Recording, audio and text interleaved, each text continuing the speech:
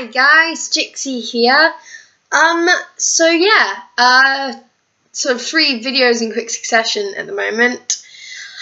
But this is a video I've been kind of intending to do for a while. But first of all, I want to address a little bit of an issue that's been brought to my attention. Some people are kind of saying that they think that the giveaway might be a little bit too hard.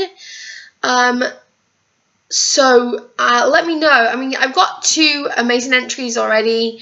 I've had a really good chuckle with some of them because I do like how sort of a tool that's designed to make things easier, that's kind of like supposed to be to help like translate and make the world a little bit smaller in a way, because we're all connected, and I like how it can sometimes really misfire, and how something that starts off making a lot of sense can somehow turn into something that actually just doesn't, and that can be quite hilarious. I've had posts including princesses holding chicken nuggets, which is a kind of an image that I'm finding it really hard to get out of my brain, and, and something to do with red bone lips, which kind of creeps me out actually. Anyway, so look, I didn't go through, apparently I didn't go through how you can send the translations to me. I usually put my contact details in the description box of every video, well, most videos at least, but to run through them, you can contact me on Facebook, Twitter, Instagram, email, and failing that, you can also contact me via the feedback section of my website. So there's lots of options, and so yeah, to run through the actual what you're supposed to do for the giveaway is, if you go on my website, there's a sneak peek section of the prologue for my book Mori, and if you copy that and then paste it into Google Translate and then translate it a bunch of times, and then until it comes up with something hilarious. It might take a while to do, but it's so worth it, because you end up just with the weirdest sentences. So the winning, obviously it's a double giveaway, and the winning 2 translations, I will read them next Sunday, which I think is Sunday the 19th. Is that right? I think that's right. So yeah, I will read them then, and announce the winners, plural. But today I wanted to do something else that's kind of to do with Mori. I love the book that I'm creating so much. It's something that's kind of is my passion right now. And another passion of mine, which if you can see my top right now, is Hufflepuff. I am a Hufflepuff. I'm proud of it. I'm a Harry Potter fan. I love Harry Potter, so I thought it would be a really cool idea to talk to you about, or to sort my characters from Mori into Hogwarts houses, and talk to you about why I thought, why I think each one deserves to be in each house. So yeah, basically, let's start. Mori. Mori is a character that starts off quite timid and shy, and kind of looking to other people to fix her problems, and then ends up being quite a brave person. And one of the bravest things that she does is, before a fight, I think this is quite a brave thing, because and it doesn't sound necessarily brave, but I'll tell you why I think it is brave. That she is standing in front of her, and I don't want to do too much of a spoiler thing, since the book isn't actually published yet, but she's standing in front of her, for all intents and purposes, her army, and she sort of has an internal monologue that sort of says, I want to look into every single person's face, because I don't want there to be any faceless deaths. And I kind of like that she refuses to just have her army be, okay, it's a death, but it's not faceless. It's she recognises every single person for who they are, as a person in their own right, that deserves the honour of being remembered for who they are, and I really like that.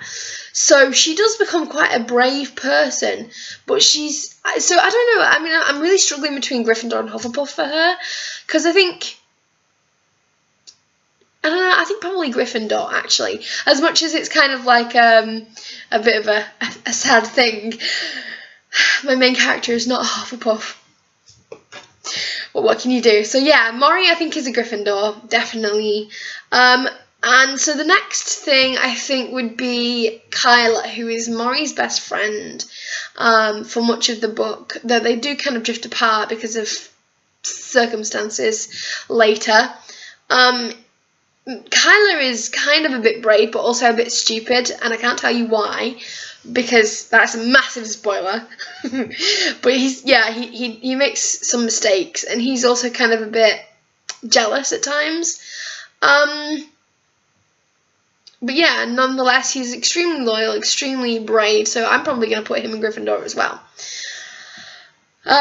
Yeah, so that's that. And then Jowick, which is Maury's love interest. And he is a very loyal person, a very brave person. You're getting a theme here that they're quite brave characters. I think they need to be in this book. So yeah, he's extremely brave, extremely loyal. So yeah, I would say he would be a Hufflepuff, I think. I'd be interested to find out. Well, I mean, not really that anyone's read this book, but I know that a few people have. So I'd be interested to the people that have to let me know what they think about this. And for anyone who wants to be a beta reader, I only have 8 chapters to go with the editing process, so I'll be looking for beta readers very soon. On to the main villain of the piece, which is Belladonna. And she's... I mean, should I stick with the whole all of the Death Eaters are in Slytherin kind of mentality, and just because she's a villain, should she be in Slytherin?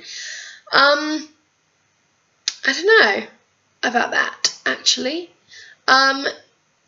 She is quite a cunning person, quite a clever person, quite a strategic person, and she also likes a bit of she likes a lot of violence. She takes delight in violence, so probably she would be a Slytherin, to be honest. Yeah, I can't think of a better house for her than Slytherin. Plus, they actually look great in green, so yeah. Iseed, Maury's grandmother, is next. And I think that Iseed would either be a Ravenclaw or a Hufflepuff. I think a Ravenclaw because she's a very clever person. In fact, she was a school teacher for at least the beginning part of the book. So possibly Ravenclaw, but then she's quite loyal. But no, I'm going to put Iseed in Ravenclaw, I think. Who would be next? My favourite antagonist, but also she's like a frenemy. She's not antagonist, she's a frenemy. She's Maury's frenemy, because they end up being friends, but she starts off being quite an antagonistic person towards Maury. And this is Jess. And I guess none of this really makes sense until you actually read the book. I'm really hoping that some of you will want to be beta readers, but yeah. So Jess is extremely brave, extremely loyal, and she's a bit of a badass. Comment down below if you're a Harry Potter fan and you think that Ravenclaws can be brave as well. I don't know. I don't actually know any Ravenclaws. I mainly know Gryffindors, Hufflepuffs, and a few Slytherins, including apparently my brother. Yeah. So Jess. I don't know if she's a terribly studious person. She's a very athletic person. So maybe possibly Gryffindor. I'm saying Gryffindor. And who else? Oh, right. Jowick's sister, Kaya. I think I'll leave it at those ones. Kaya is extremely loyal, if a little bit grumpy at times. And she is she's extremely brave, extremely loyal to her brother.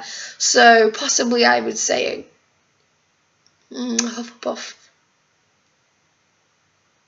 Yeah, I'd definitely say a Hufflepuff. So yeah, those are just kind of my musings on my book, Mari.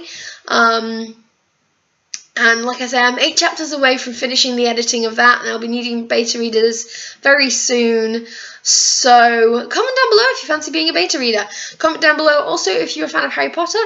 And I will leave you now. I don't know if I'm planning on doing any more videos. This was just a tiny little one, really, just kind of a my thoughts on my book kind of thing. Yeah, so comment if you're a Harry Potter fan or if you fancy being a beta reader. And also, I will be waiting for your translation things to do with the first, the prologue of my book. And I will, again, like I say, I will reveal the winners on Sunday the 19th of August. I forgot what month we were in then. And yeah, I'm going to say peace. Hopefully, Katie will be around soon. Hey, if you have any ideas for future videos, also comment down below as well. And yeah, I will see if there's any that I like the sound of. But we're always looking for new video ideas, so come on, behave yourself. Right, so I'm going to say peace, guys. Thank you very much for listening to me again. I love you guys. Oh, and thank you again for 152 subscribers. Oh, I think it's 153 now, so thank you. And peace.